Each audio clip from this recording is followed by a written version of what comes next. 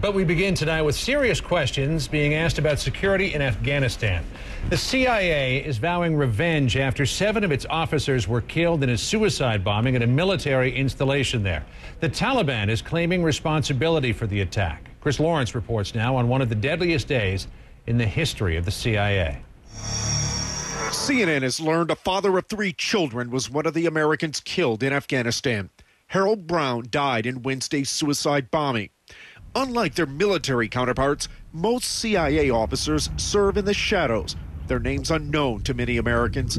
Some analyze intelligence, others recruit Afghans to the American side.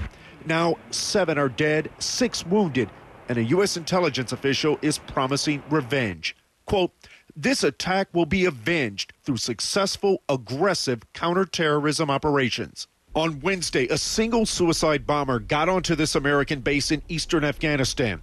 A U.S. official described it as a crucial base where the CIA monitored the Pakistani border and conducted intelligence operations. Even going back as far as 2004, Khost was a very active forward operating base because of its proximity to the tribal areas of Pakistan. CNN contributor Fran Townsend visited the base as President Bush's Homeland Security advisor. She says it was targeted because it's not a military base.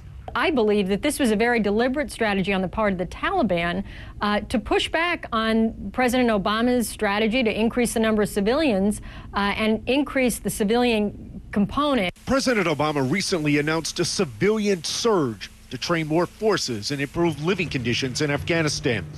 Thursday, he wrote a letter to all CIA workers, honoring those who died and telling others, quote, "Your triumphs and even your names may be unknown to your fellow Americans, but your service is deeply appreciated." It's not only a personal loss for the officers' families, but the U.S. loses their expertise in that part of Afghanistan. And if this bomber was wearing an Afghan army uniform, investigators will have to determine whether it was stolen or, even worse, whether this was an Afghan soldier secretly working for the Taliban. Chris Lawrence, CNN, The Pentagon.